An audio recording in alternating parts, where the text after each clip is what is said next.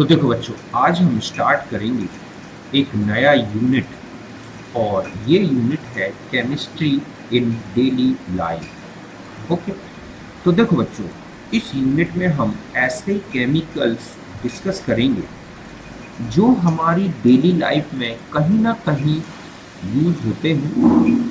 जैसे मेडिसन्स हो गए, है ना, सोप्स हैं, डिटर्जेंट्स हैं, डाइज हैं, आर्टिफिशियल स्वीटनर्स हैं। तो इस तरह के जो केमिकल्स हैं जो कहीं ना कहीं हमारी लाइफ में यूज होते हैं, तो इन्हीं का डिस्कशन इस यूनिट में किया गया है। ओके। तो फिर स्टार्ट करते हैं और सबसे फर्स्ट हम लेंगे यहाँ पर ड्रग्स एंड मेडिसन्स। तो देखो बच्चों, drugs means chemicals with low molecular mass and they produce biological response by interacting with biomolecules। बात समझ में आई कि ऐसे केमिकल्स जो कि बॉडी के अंदर जो बायोमोलिक्यूल्स हैं उनसे इंटरेक्ट होते हैं और एक प्रकार का बायोलॉजिकल रिस्पॉन्स प्रोड्यूस करते हैं, मींस एक बायोलॉजिकल एक्टिविटी प्रोड्यूस कर देते हैं। तो ऐसे केमिकल्स को बोला गया है ड्रग्स। समझ गए ना कि chemicals with low molecular mass and they produce biological response by interacting with biomolecules. Biomolecules जैसे कार्बोहाइड्रेट है ना, एंजाइम्स हैं, हार्मोन्स हैं, न्यूक्लिक एसिड्स हैं, लिपिड्स हैं, विटामिन हैं। तो इनसे इंटरैक्ट होते हैं और एक प्रकार का बायोलॉजिकल रिस्पॉन्स प्रोड्यूस करते हैं, तो इनको बोला गया है ड्रग्स। ओके। अब हम आते हैं मेडिसिन्स। तो देखो बच्चों, ऐसे ड्रग्स जिनके बायोलॉजिकल रिस्पॉन्स का यूज किसी डिसीज के प्रिवेंशन, उसके डायग्नोसिस, इसके लिए किया जाता है, तो ऐसे ड्रग्स को ही फिर क्या बोला गया है, मेडिसिन। यही लिखा है कि the drugs whose biological response is therapeutic and useful are called medicines। कि ऐसे ड्रग्स जिनका बायोलॉजिकल रिस्पॉन्स जो है थेराप्यूटिक, मतलब एक प्रकार का मेडिसिनल होता है और बहुत ही यूजफुल होता है हमारी बॉडी के लिए, तो उनको बोला गया है medicine. They are used for prevention and diagnosis of disease. और इनका यूज जो डिसीजेस होती हैं उनके डायग्नोसिस, उनके रोकने मतलब प्रिवेंशन के लिए होता है, तो इन्हीं को बोला गया है medicine. The medicines are cure from diseases, helped him to lead comfortable life and free from fear of pain। Means medicine एक ऐसे chemicals हैं जो हमें डिसीजेस से बचाते हैं और एक कंफर्टेबल लाइफ प्रोवाइड कराते हैं और हमें किसी भी प्रकार के पेन के फियर से फ्री रखते हैं, तो उनको हम बोलते हैं क्या बच्चों, मेडिसिन। समझ गए ना। आज जो हमारी लाइफ है बिना मेडिसिन के इतनी इजी और कंफर्टेबल नहीं हो सकती।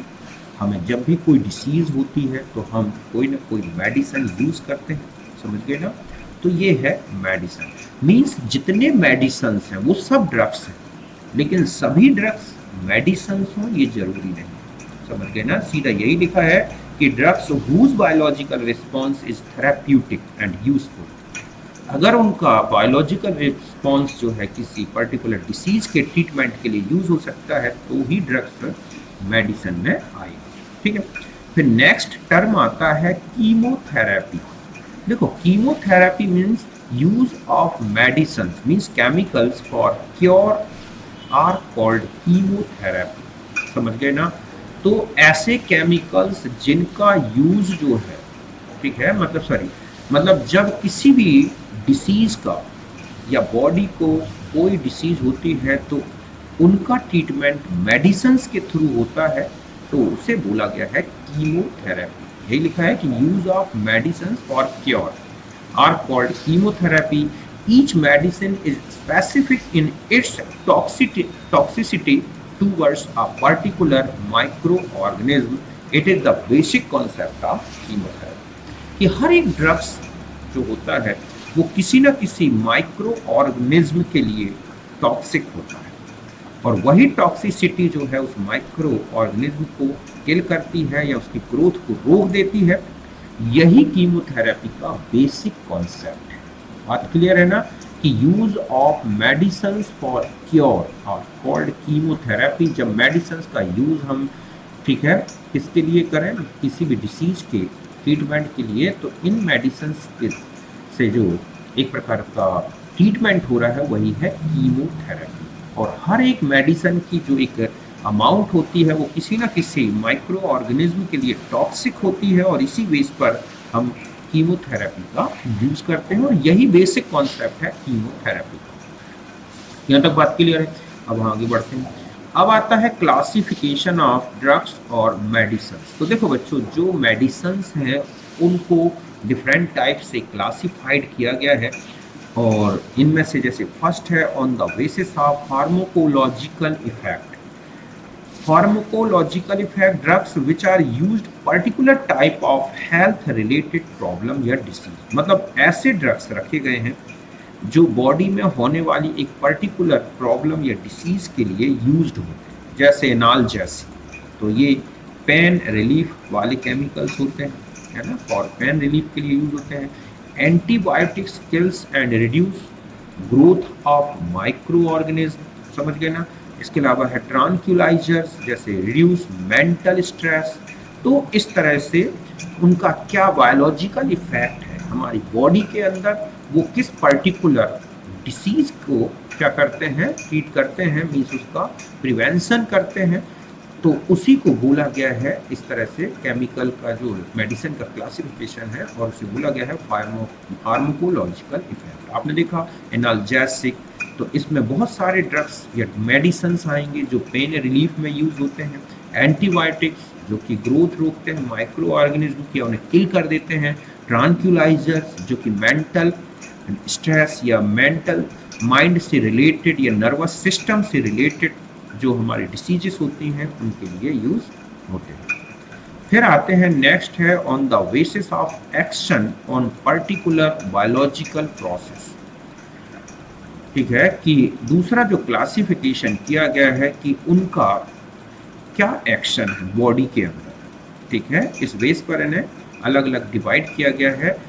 They prevent particular biological process, ये हमारी बॉडी में कोई पर्टिकुलर बायोलॉजिकल प्रोसेस चल रही है तो वो उसको रोक देते हैं।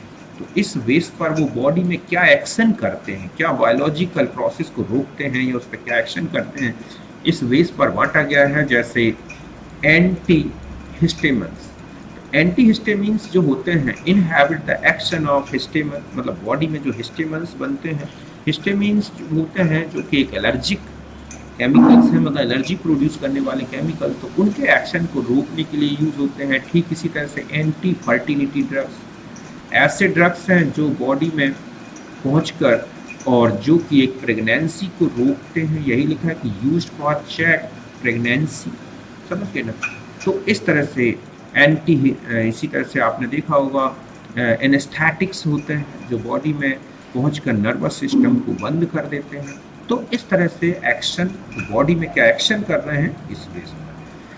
तीसरे होते हैं on the basis of chemical structures. कुछ ड्रग्स ऐसे हैं जिनका कॉमन स्ट्रक्चरल फीचर सेम होता है, मतलब drugs having common structural feature having similar pharmacological effect. जैसे सल्फा ड्रग्स हैं, तो उन सल्फा ड्रग्स में ये यूनिट तो सभी ड्रग्स में रहेगी, जिसे बोला जाता है सल्फोनामाइड स्ट्रक्चर।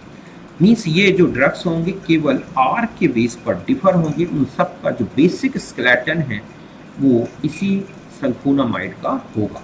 तो ऐसे बांटे गए हैं on the basis of chemical structure. Sulphonamides जो सल्फा ड्रग्स हैं वो सब सल्फोनामाइड्स के डेरिवेटिव्स माने जाते हैं। ऐसे देखोगे पेनिसिलिन है तो penicillin G, penicillin P, penicillin D, तो वो उनमें भी एक बेसिक स्केलेटन दिखेगा, केवल उनकी एक साइड चेन डिफर दिखेगी। फिर आते हैं on the basis of molecular target.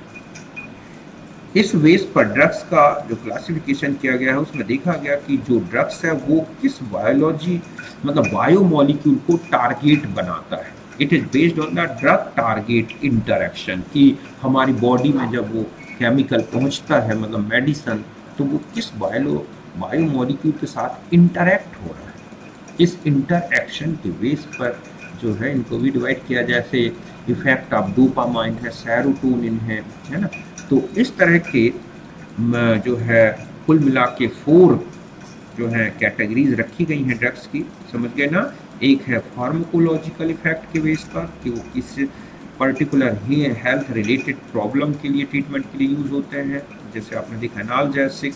दूसरे हैं कि वो किस बायोलॉजिकल एक्शन, बायोलॉजिकल प्रोसेस में एक्शन शो करते हैं, ठीक है, जैसे एंटी हिस्टामिन्स, एंटासिड, इस तरह से आते हैं। स्ट्रक्चर के बेस पर मतलब एसिड, केमिकल्स या मेडिसिन जिनका बेसिक स्केलेटन लगभग एक सा होता है, इस बेस पे रखे गए हैं, जैसे सल्फर ड्रग्स। और एक है मॉलिकुलर टारगेट का बेस पर कि जो मेडिसिन है वो बॉडी के अंदर किस पर्टिकुलर बायोमोलिक्यूल से इंटरेक्ट हो रहे हैं, इस बेस पर इनको क्लासिफाइड किया गया। कुल मिला के ये 4 टाइप्स हैं मेडिसिन को क्लासिफाई करने के लिए। अब हम आ जाते हैं, नेक्स्ट होता है mechanism of drug action. Means हमारी बॉडी में जब कोई ड्रग या कोई मेडिसिन एंटर होता है तो वो किस तरह से बायोलॉजिकल रिस्पॉन्स प्रोड्यूस करता है, मीन्स वो किस तरह से एक पर्टिकुलर डिसीज के लिए इफेक्टिव हो जाता है, उसके लिए टॉक्सिक हो जाता है, इसी को बताया गया है इस मैकेनिज्म में। जैसे पहला बोला गया ड्रग एंजाइम टारगेट, ठीक है। तो देखो जो ड्रग्स होते हैं हमारी बॉडी में पहुंचकर, और ये जो एंजाइम्स होते हैं, एंजाइम्स हर एक बायोलॉजिकल रिएक्शन के लिए रिस्पॉन्सिबल होते हैं, उनको जो है एक्सीलरेट करते हैं। तो अगर किसी भी प्रकार का कोई डिसीज़ होती है, बॉडी में कोई रिएक्शन होती है जिसके कारण कोई डिसीज आ जाती है, तो उसके लिए कोई ना कोई एंजाइम रिस्पॉन्सिबल होता है। तो ऐसे ड्रग्स बॉडी में पहुंचकर ऐसे एंजाइम को अपना टारगेट बनाते हैं, और ऐसे में उस एंजाइम की बायोलॉजिकल एक्टिविटी को क्या कर देते हैं, रोक देते हैं, और अपना जो मेडिसिन है अपना इफेक्ट शो करता है। तो यही लिखा है कि drug can inhibit the activities of enzyme, they can block a binding site of enzyme, binding of the drug enzyme takes place in 2 way. कि ये बॉडी में जब मेडिसिन पहुंचते हैं या ड्रग्स पहुंचते हैं तो ये एंजाइम की एक्टिविटी को रोकते हैं। कैसे रोकते हैं, जो एंजाइम की एक बाइंडिंग साइट है जिसके थ्रू वो सबस्ट्रेट के साथ जुड़ता है, उस बाइंडिंग साइट को ही ब्लॉक कर देते हैं। और ये ब्लॉकिंग जो होती है, ये इंटरेक्शन 2 टाइप से होती है। पहला है कॉम्पिटिटिव इनहिबिटर्स, मीन्स एंजाइम, हम जानते हैं कि एंजाइम में एक एक्टिव साइट होती है और उसका जो स्ट्रक्चर होता है वो अपने सबस्ट्रेट के लिए क्या होता है, बहुत ही कॉम्प्लीमेंट्री होता है। ठीक वैसे ही जैसे की लॉक थ्योरी, कि ये है एक एंजाइम और ये है उसकी एक्टिव साइट जहां पर सबस्ट्रेट आके फिट होता है, ठीक है। और इस तरह से एंजाइम अपनी बायोलॉजिकल एक्टिविटी शो करता है। लेकिन जब ड्रग्स एंटर होता है तो ये एंजाइम की इस एक्टिव साइट में अगर फिट हो जाता है और सबस्ट्रेट को उसे फिट होने से रोक देता है, तो एंजाइम की ये साइट जो है ब्लॉक हो जाती है। अब एंजाइम किसी भी प्रकार के सबस्ट्रेट के साथ कोई इंटरेक्शन नहीं करता। तो ये लिखा है कि enzyme attached with active site of, ठीक है, एंजाइम भी यहाँ पर आएगा, ठीक है, ड्रग्स जो होते हैं attached with active site of enzyme and prevent the attachment of substrate with enzyme, कि यहाँ पर खुद जहाँ पर सबस्ट्रेट फिट होना था वहाँ पर ड्रग कूद गया और फिट हो गया, और इस तरह से एंजाइम और ड्रग्स के बीच में एक कंपटीशन हुआ और उसमें ड्रग्स जीत गया। तो ये एंजाइम की जो एक्टिव साइट थी वो ब्लॉक हो गई। अब एंजाइम की जो एक्टिविटी है वो फिनिश हो जाती है और इस तरह से एंजाइम एक पर्टिकुलर रिएक्शन प्रोड्यूस नहीं कर पाता। तो इस तरह का इसको बोलते हैं कॉम्पिटिटिव इनहिबिटर्स, ठीक है। और दूसरा होता है नॉन कॉम्पिटिटिव इनहिबिटर्स। इसमें जो ड्रग्स है या ड्रग मॉलिक्यूल है वो सबस्ट्रेट के साथ कोई कंपटीशन नहीं करता, बल्कि ये एंजाइम की किसी एक अदर साइट पर चिपक जाता है, जिसको बोलते हैं एलोस्टेरिक साइट। तो ये एलोस्टेरिक साइट जो होती है, जब जैसे ही ड्रग यहाँ एंटर हो जाता है तो जो एंजाइम की एक्टिव साइट है उसका स्ट्रक्चर या उसका शेप ही बदल जाता है, जिसके कारण वहाँ सबस्ट्रेट फिट नहीं बैठता और एंजाइम की एक्टिविटी फिनिश हो जाती है। तो यही लिखा है कि drug do not bind to enzyme active site, rather bind to different site of enzyme called allosteric site and change the shape of active site in such a way that substrate cannot recognize it। ठीक है, कि फिर इस तरह से जो है enzyme की उस साइट पर फिट नहीं हो रहा है ड्रग जाके जहां पर सबस्ट्रेट फिट होना है, मतलब इसका सबस्ट्रेट से कोई कंपटीशन नहीं है, बल्कि ये एंजाइम की किसी अदर साइट जिसे एलोस्टेरिक साइट बोला गया है वहां जाके फिट हो गया, जिससे कि एंजाइम की एक्टिव साइट का शेप ही बदल जाता है और एंजाइम अब सबस्ट्रेट के साथ किसी भी प्रकार की बाइंडिंग नहीं करता और इस तरह से एंजाइम की एक्टिविटी फिनिश हो जाती है। तो ये है नॉन कॉम्पिटिटिव इनहिबिटर्स। तो ये आप अच्छी तरह समझ गए होंगे कि एंजाइम टारगेट मतलब ड्रग एंजाइम टारगेट में एक्शन क्या दिखती है, तो सीधा सा है कि एंजाइम की एक्टिव साइट को बिगाड़ देना। तो ड्रग का यही काम होता है कि वो एंजाइम की एक्टिव साइट को या तो खुद वहां पर एंटर होके सबस्ट्रेट को रोक देता है एंटरिंग से, या उस एक्टिव साइट का शेप ही बदल देता है, तो जिसमें खुद ही जाके ड्रग सबस्ट्रेट के साथ कंपटीशन करके खुद ही वहां एक्टिव साइट में फिट हो गया, तो ये है कॉम्पिटिटिव इनहिबिटर। और किसी अदर साइड में इस तरह से एंटर होकर एंजाइम की सरफेस या उसका शेप बदल देना एक्टिव साइट का, तो ये है नॉन कॉम्पिटिटिव इनहिबिटर। इस तरह से एंजाइम और ड्रग के बीच में इंटरैक्शन होती है। ये है एंजाइम और ड्रग टारगेट इंटरैक्शन। यहाँ तक बात क्लियर है।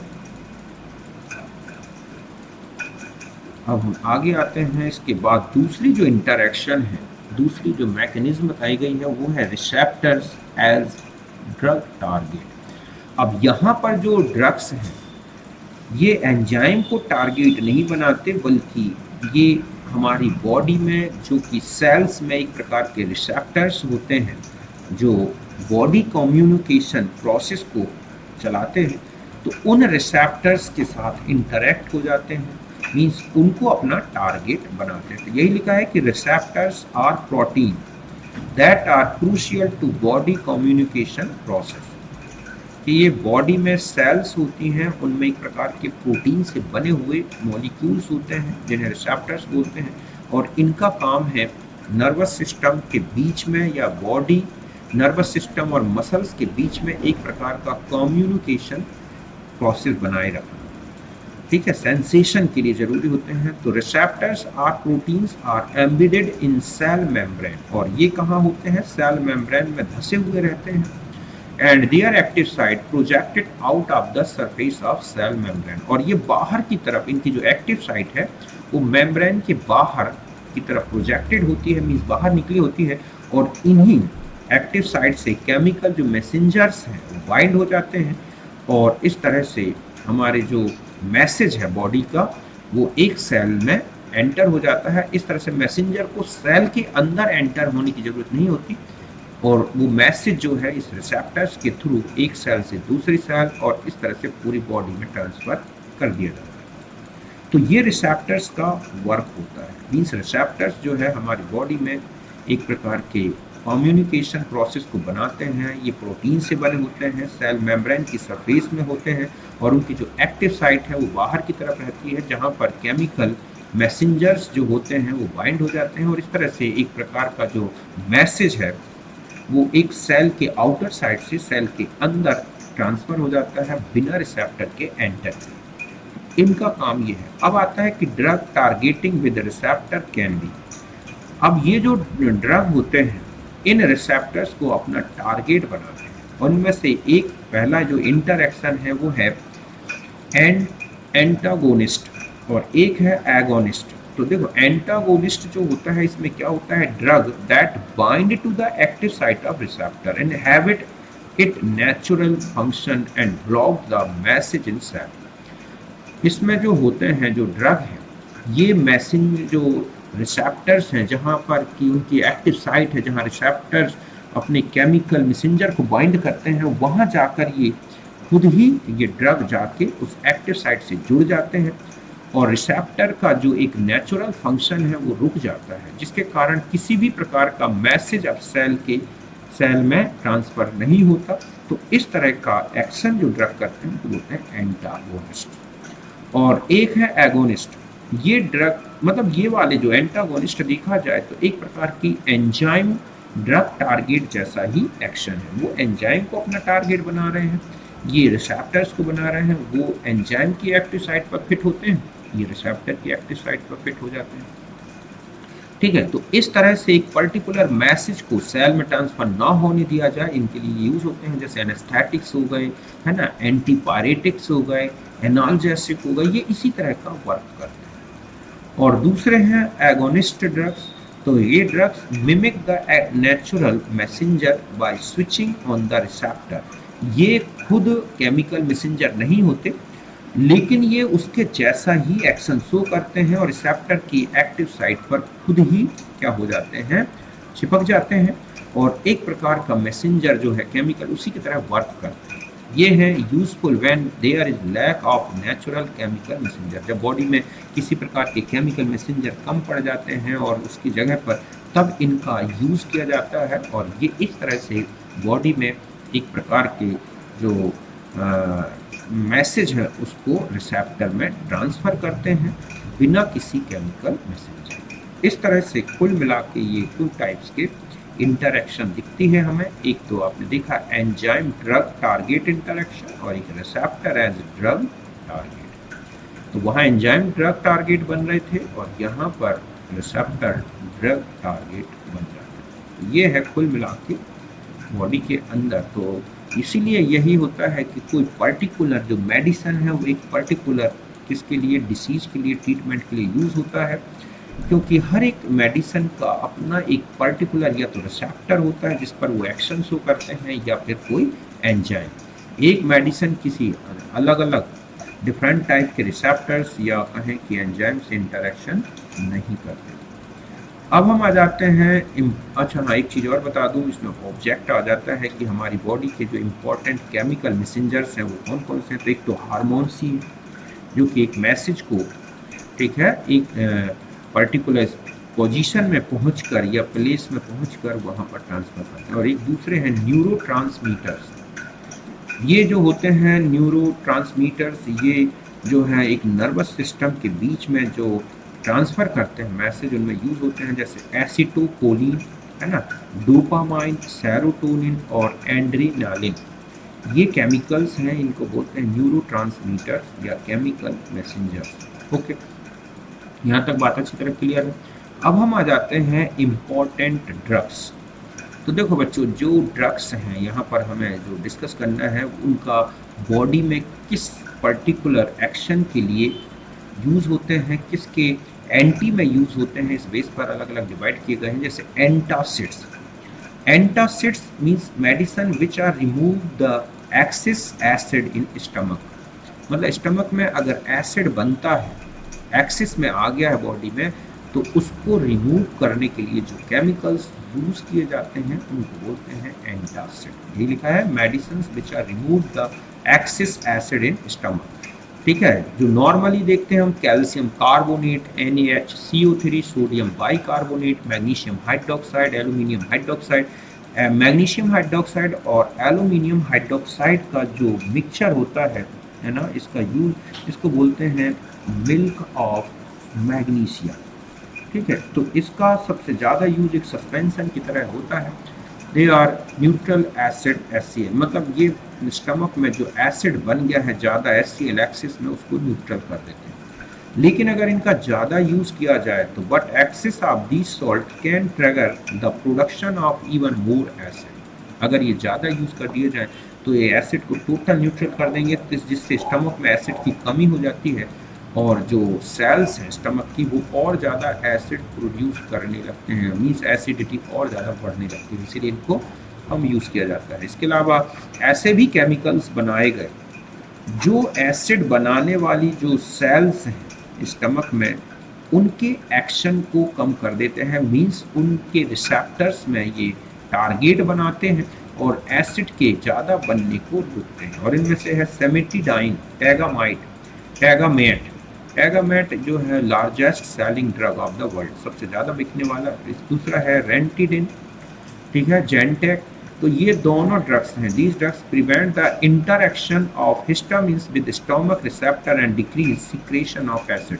हमारी सेल जो स्टमक में है, स्टमक में अगर किसी प्रकार का हिस्टामिन जब पहुंच जाते हैं तो ये एसिड की जो रिसेप्टर्स हैं, एसिड सेल मतलब जो सेल्स एसिड प्रोड्यूस करते हैं उनके रिसेप्टर्स से जुड़ के और जो है क्या करते हैं और ज़्यादा एसिड्स बनाते हैं। तो एसिड ड्रग्स बनाए गए जो हिस्टामिन की इंटरैक्शन को रोक देते हैं और बॉडी में एसिड की सिक्रेशन को कम करते हैं, क्योंकि ये बिल्कुल जो ये होते हैं सिमेटिडाइन रेंटेडाइन, ये हिस्टामिन के स्ट्रक्चर से काफ़ी मिलते हैं और जहाँ हिस्टामिन इंटरैक्ट होता है रिसेप्टर से, यहाँ पर ये एक इंटरैक्ट हो जाता है, जिसके कारण उस रिसेप्टर का जो एक्चुअल नेचुरल प्रोसेस है वो रुक जाता है, जिसके कारण ही एसिड सिक्रेशन। तो ये वो केमिकल्स हैं जो कि एसिड के सिक्रेशन को ही कम करते हैं, और ये वो केमिकल्स हैं जो बने हुए एसिड को न्यूट्रल करते हैं, ये एसिड की सिक्रेशन को नहीं रोकते।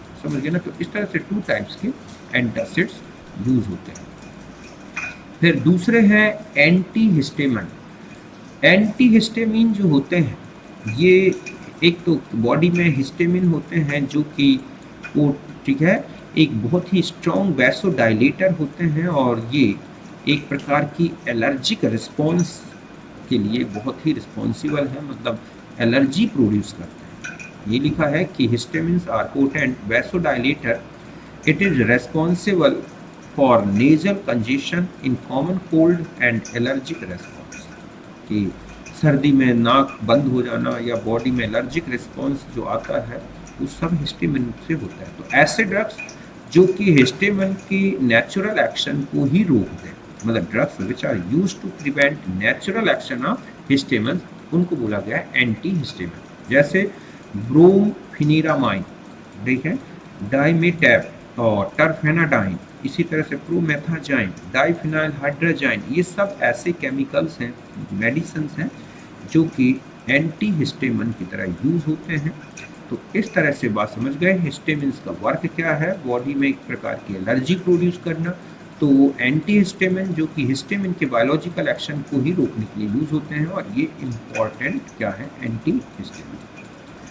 फिर हम आ जाते हैं, नेक्स्ट है ट्रांक्यूलाइजर्स। ठीक है, तो ट्रांक्यूलाइजर्स मीन्स ऐसे केमिकल्स या मेडिसन जो कि एक प्रकार की मेंटल डिसीजेस के लिए यूज होते हैं। यही लिखा है कि neurological active drugs and effect the message transfer mechanism from nerve two receptors. मतलब ये ऐसे केमिकल्स हैं जो कि एक न्यूरोलॉजिकल एक्टिव ड्रग्स हैं, और ये नर्व और रिसेप्टर्स के बीच में जो मैसेज ट्रांसफर प्रोसेस चलता है उनके अगेंस्ट वर्क करते हैं। They are used for treatment of anxiety, stress, mild and even, ठीक है, सेवियर मेंटल डिसीजेस। तो इस तरह की डिसीज में यूज होता है। सीधा है मेंटल डिसीजेस या हमारे नर्वस सिस्टम से रिलेटेड जो भी डिसीजेस हैं उनके ट्रीटमेंट में इनका यूज किया जाता है, तो इनको बोला गया है ट्रांक्यूलाइजर्स।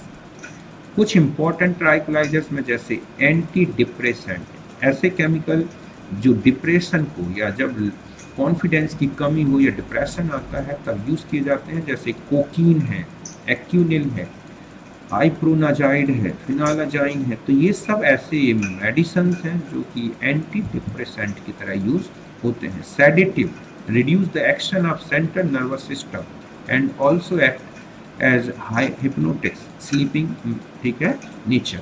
मतलब ऐसे केमिकल जो सेंट्रल नर्वस सिस्टम पर इफेक्ट डालते हैं और एक प्रकार का स्लीपिंग एक्शन रखते हैं, जैसे बर्बिट्यूरेट्स। जितने भी बर्बिट्यूरेट्स हैं, वेरोनिल, ल्यूमिनल, सैकोनल, ये सब इसी तरह के जो हैं केमिकल्स यूज होते हैं। अदर ट्रांक्यूलाइजर में है वेरोनल, वैलियम, सेरोटोनिन, तो ये सब एक प्रकार के ट्रांक्यूलाइजर्स हैं। ओके, सबसे ज़्यादा पूछे जाते हैं बर्बिट्यूरेट्स में, जो कि बर्बिट्यूरिक एसिड के डेरिवेटिव्स होते हैं, तो इनका यूज सेडेटिव की तरह होता है। तो ये थे कुछ ट्रांक्यूलाइजर्स। बात समझिए ना, मेंटल डिसीज से रिलेटेड है, नर्वस सिस्टम से रिलेटेड ड्रग्स हैं।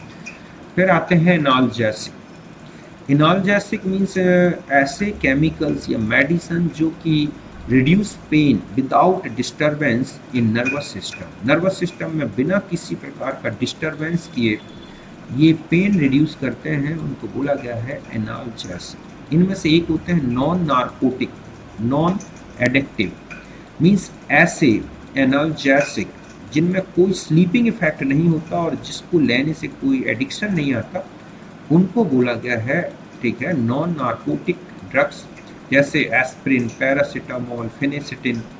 ठीक है, तो ये ऐसे मेडिसिन्स हैं जिनका यूज़ किसमें किया जाता है, reduce the pain without disturbance in nervous system, और इनके लेने से कोई स्लीपिंग इफेक्ट नहीं आता। Aspirin has anti blood clotting action and used in the prevention of heart attack.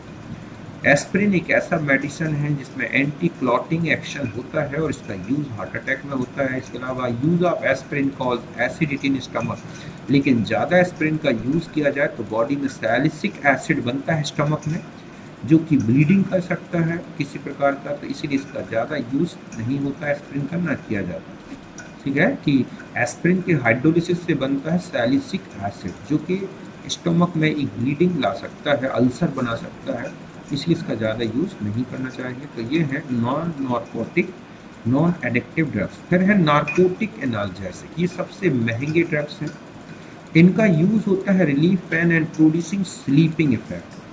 ठीक है, मतलब ये ऐसे हैं जो कि पेन तो रिलीफ देते हैं, इसके अलावा एक प्रकार का स्लीपिंग एक्शन भी होता है, मीन्स नींद आती है, और इनके ज़्यादा यूज़ करने से एक प्रकार का एडिक्शन आ जाता है, इसीलिए इनका बहुत ही मायने, मतलब बहुत ही क्रिटिकल कंडीशन में यूज़ किया जाता है। Means they are used for the post operative pain, जब बहुत बड़े बड़े ऑपरेशन होते हैं, टर्मिनल कैंसर है ना, चाइल्ड बर्थ, तब इनका यूज़ किया जाता है। They are chronic use lead to addiction, ये लिखा है कि अगर इनका ज़्यादा यूज़ किया जाए तो एक एडिक्शन आता है।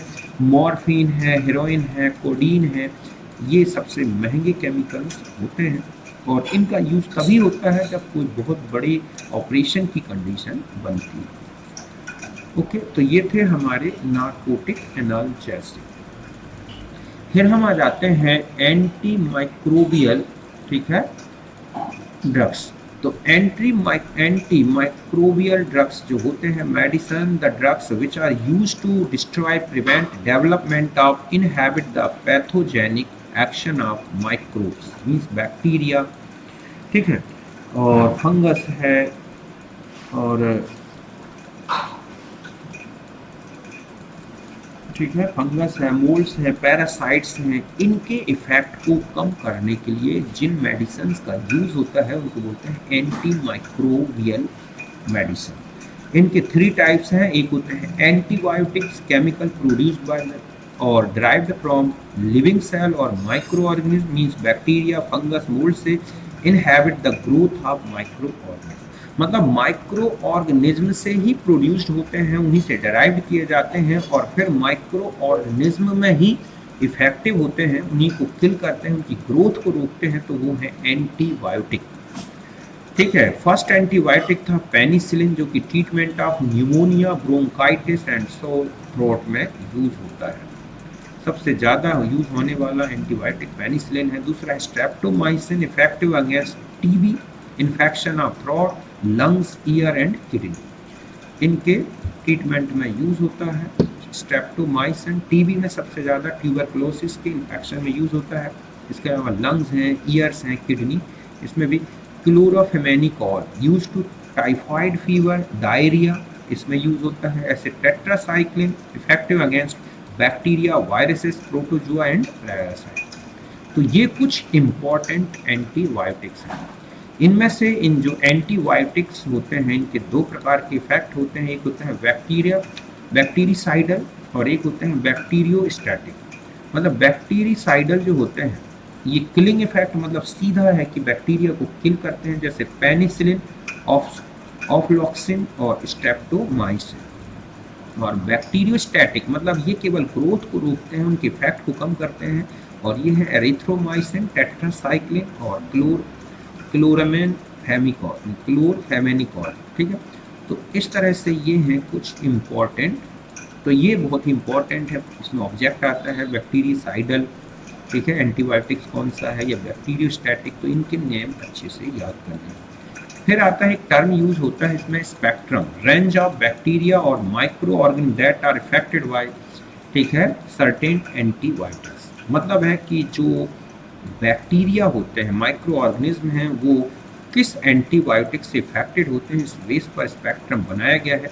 तो मतलब डिवाइड किया गया है और इसी बेस पर एंटीबायोटिक्स को क्लासिफाइड भी किया गया है। जैसे एक होता है ब्रॉड स्पेक्ट्रम एंटीबायोटिक्स, ठीक है, तो ब्रॉड स्पेक्ट्रम एंटीबायोटिक्स किल और inhabit a wide range of Graeme positive और ग्रेम निगेटिव बैक्टीरिया। मतलब बैक्टीरिया टू टाइप्स के होते हैं, ग्रेम पॉजिटिव और ग्रेम निगेटिव, तो उनमें इफेक्टिव होते हैं जो, उनको बोला गया ब्रॉड स्पेक्ट्रम एंटीबायोटिक्स, जिसको एंटीबायोटिक,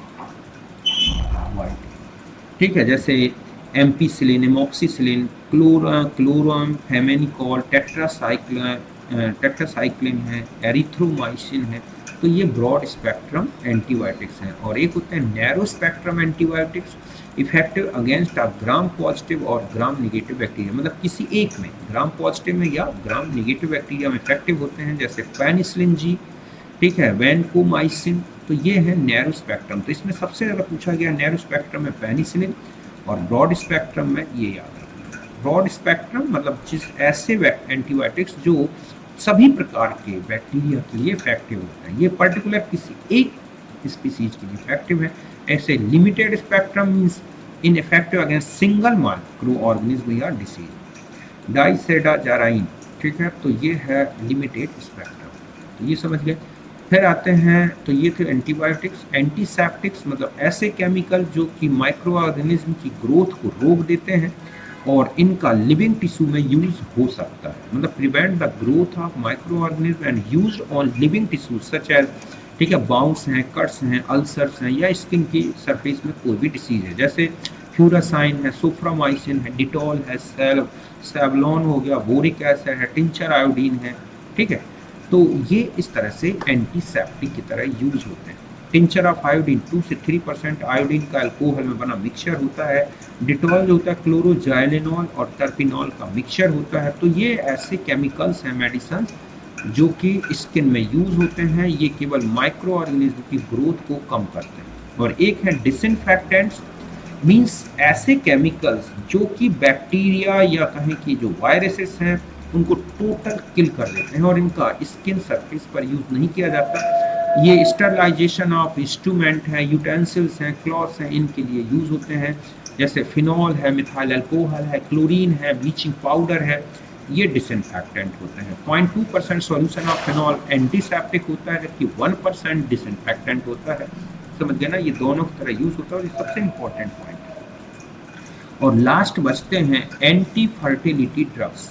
ऐसे ड्रग्स हैं जो कि बर्थ कंट्रोल में यूज होते हैं, फैमिली प्लानिंग में, और इनका यूज पिल्स की तरह यूज होता है वुमेन्स के लिए। समझ गए ना, मतलब एंटी फर्टिलिटी ड्रग्स मतलब ऐसे जो बर्थ कंट्रोल में मीन्स फैमिली प्लानिंग में होता है और इनका पिल्स की तरह यूज होता है। जैसे ये आर्टिफिशियल मतलब एक सिंथेटिक प्रोजेस्टेरॉन या एस्ट्रोजन से बने होते हैं। नॉर एथ्रेड्रॉन और इथाइल नाइल एस्ट्राडायोल, ठीक है, इसी को बोलते हैं नोवेस्टेरॉल। तो ये इस तरह से कुल मिला के ये हैं ड्रग्स। कुछ इंपॉर्टेंट पॉइंट्स मैंने यहाँ लिखे हैं, उनको देखना है। Salvarsan antimicrobial agent use for curing syphilis. Codeine, morphine, ठीक है, ये जो है कोडीन होता है, मॉर्फिन मोनो एसीटेट होता है, हेरोइन मॉर्फिन डाई एसीटेट होता है, बोरिक एसिड एक माइल्ड एंटीसेप्टिक होता है, ह्यूमन आइज के लिए यूज होता है, एस्प्रिन प्लस पैरासीटामोल।